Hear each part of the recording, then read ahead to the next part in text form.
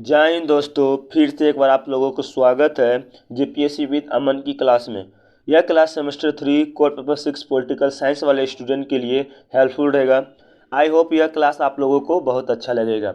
आज का important question है, प्लेटो व अरस्तू के राजनीतिक विचारों की तुलनात्मक विवेचना करें। अगर इस टाइप का क्वेश्चन अगर आता है साथियों आप लोग एग्जाम में, तो पहला बात कि ये 20 मार्क्स का क्वेश्चन आता है, तो आप लोगों को सबसे पहले इंट्रोडक्शन यानी परिचय से आंसर को स्टार्ट करना चाहिए। चलिए देखिए इजी वे में कैसे इंट्रोडक्शन दिया जाता है।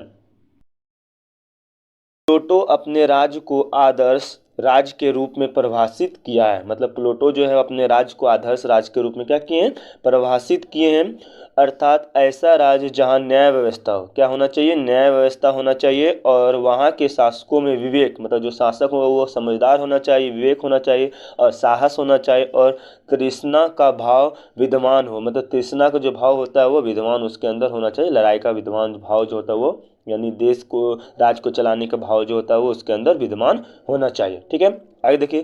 प्लेटो राज्य को एक विशाल संपदा मानते हैं। प्लेटो जो है अपने राज्य को क्या मानते हैं, एक एक विशाल संपदा, मतलब बहुत बड़ा संपदा संपदा मानते हैं, मतलब संपत्ति मानते हैं। ठीक है, उनके अनुसार राज्य व्यक्तियों का व्यापक रूप है। उनके अनुसार व्यक्ति और राज्य के मध्य कोई भेदभाव नहीं होता है। मतलब उनके अनुसार प्लेटो का मानना है कि जो राज्य में जितना भी व्यक्ति होगा उनका कोई भेदभाव नहीं होगा।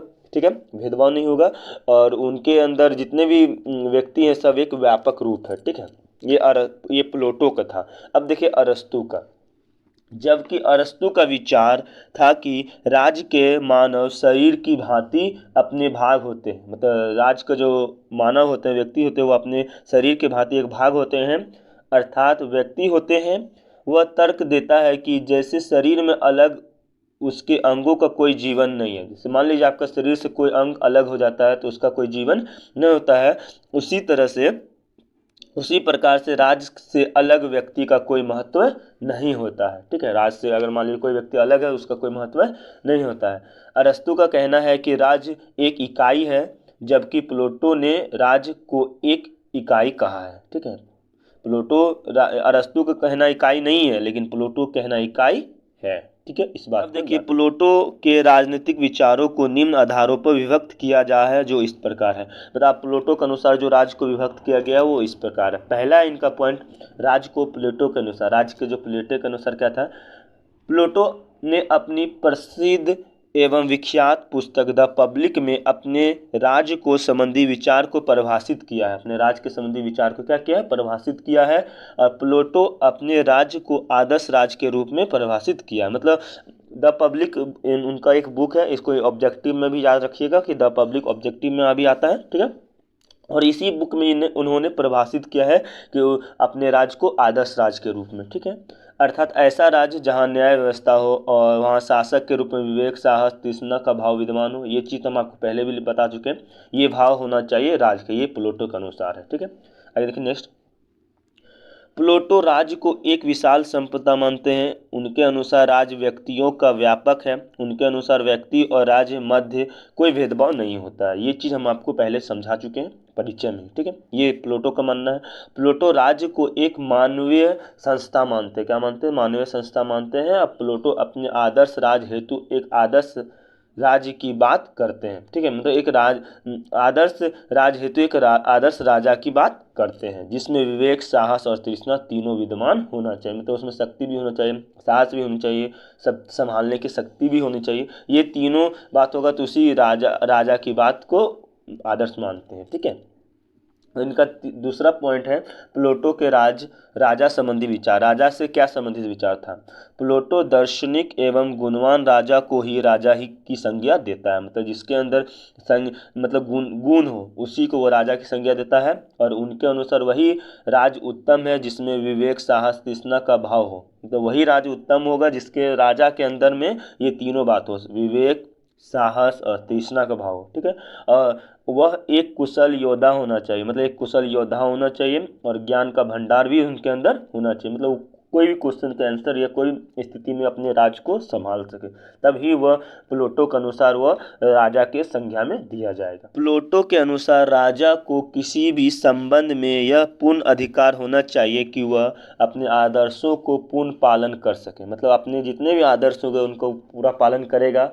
अर्थात वह राज की निरंकुश राजतंत्र की बात करते हैं, निरंकुश राजतंत्र की बात करेंगे। निरंकुश राज के साथ ही प्लेटो उससे संविधान की सीमाओं में ही बांध देते हैं, मतलब राजा को अपने उसके संविधान के अंदर ही उनको क्या कर देते हैं, बांध देते हैं। और वह भी कहते हैं कि राजा का निर्णय सदैव न्याय की ओर होना चाहिए, मतलब राजा का जो निर्णय होगा जो वो एकदम न्याय के प्रति होने चाहिए, नहीं कि ताकि फैमिली की किसी के भड़काव में आना चाहिए, नहीं, एकदम जो सही है सो सही। ये प्लेटो के अनुसार न्याय के अनुसार न्याय की ओर उसका निर्णय सदैव होना चाहिए। ठीक है, ये था। थर्ड पॉइंट है प्लेटो का कि प्लेटो के साम्यवाद संबंधित विचार। अब साम्यवादिक संबंधित विचार क्या है? प्लेटो ने अपने साम्यवाद को दो भागों में विभक्त किया, मतलब दो भागों में बांटा है। पहला है संपत्ति का साम्यवाद और दूसरा है पत्नियों का साम्यवाद। तो सबसे पहले हम लोग देखेंगे संपत्ति का साम्यवाद। ठीक है, देखिए इसमें क्या कहता है, प्लेटो ने संपत्ति के साम्यवाद में शासक और सैनिक वर्ग को संपत्ति के अधिकार में वंचित रखा है, मतलब सैनिक वर्ग को वंचित रख दिया। ठीक है, मतलब उसके अंदर ने रखा है। उनके अनुसार संपत्ति मनुष्य की भ्रष्ट करने का कार्य करता है, जो संपत्ति है वो भ्रष्ट करने का कार्य करता है, और उन्हें उत्पादन वर्ग को ही संपत्ति रखने का अधिकार दिया गया, क्योंकि वह राज्य के नागरिकों का भरण पोषण करता है और राज्य की आय में वृद्धि कर राज्य एवं समाज की आवश्यकता को पूर्ति करता है। ठीक है, एकदम समाज की आवश्यकता को पूर्ति करता है। ये था आपका संपत्ति का साम्यवाद। दूसरा पॉइंट था जो विभक्त किया था उसने साम्यवादी विचार को, वो था पत्नियों का साम्यवाद। ये सेकंड पॉइंट था। इसमें क्या कहते हैं कि प्लेटो परिवार का विरोधी था। उसके अनुसार परिवार सैनिक और शासक वर्ग में भ्रष्टा का भाव उत्पन्न करने का कार्य करता है।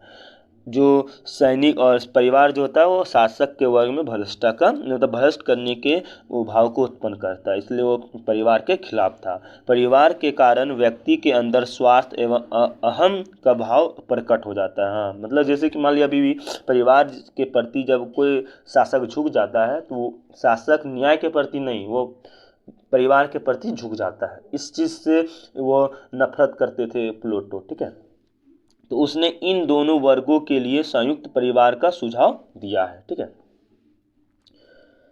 उनके अनुसार शासन और सैनिक वर्ग प्रत्येक नारी को अपनी पत्नी के रूप में देखे और प्रत्येक बालकों को अपने बच्चों के रूप में।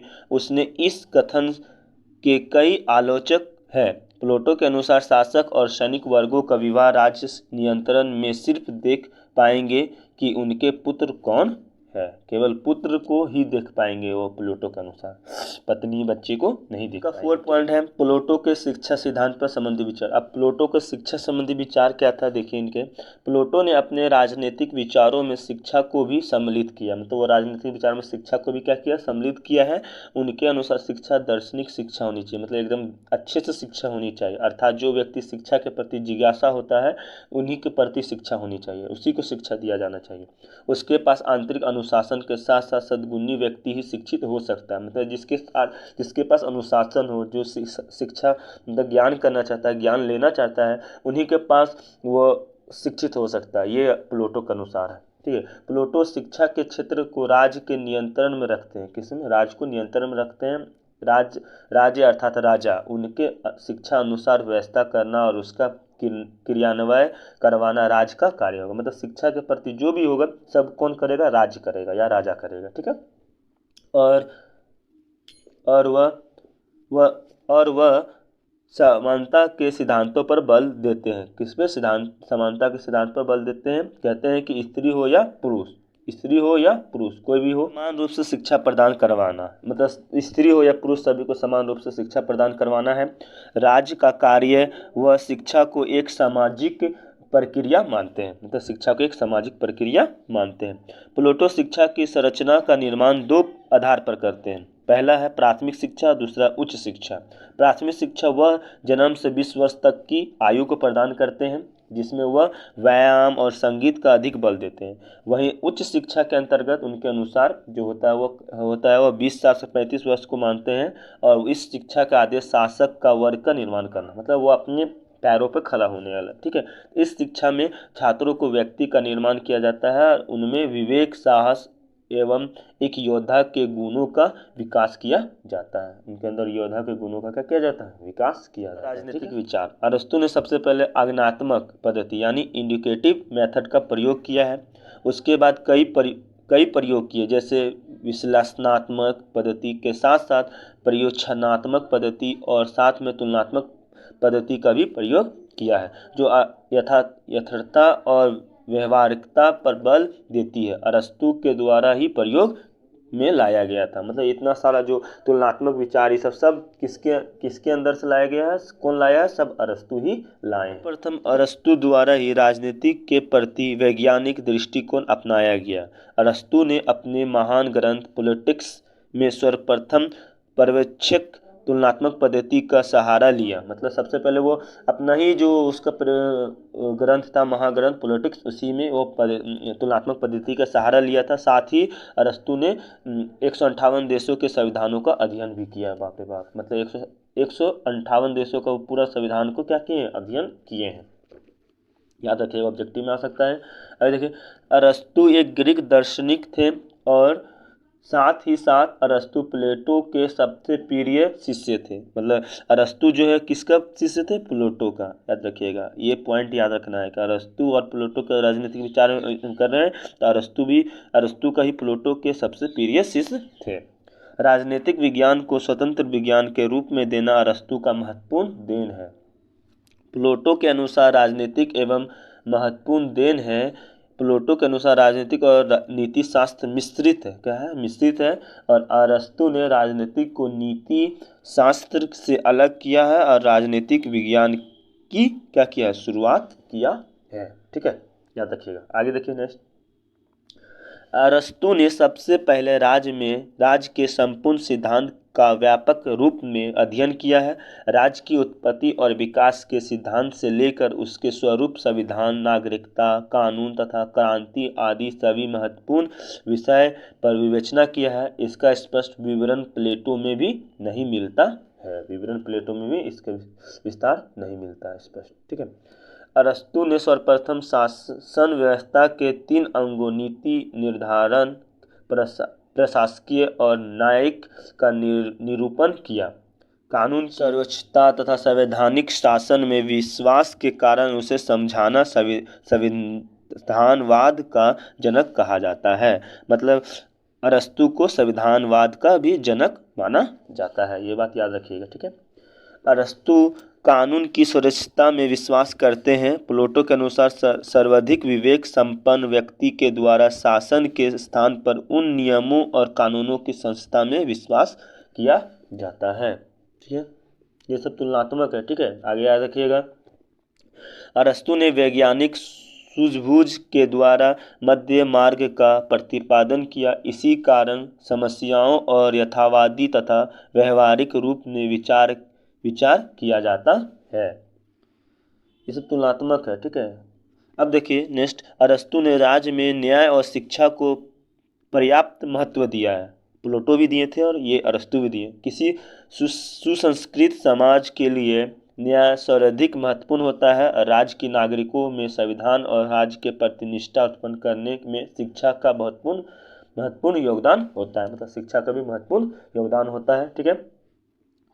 अंततः अरस्तु ने ही सर्वप्रथम राजनीति को विज्ञान के रूप में प्रतिपादन किया। यदि सभी बातों पर विचार करें तो यह स्पष्ट है कि अरस्तु प्रथम राजनीतिक विज्ञान और राजनीतिक वैज्ञानिक और राजनीतिक विज्ञान के जन्मदाता हैं।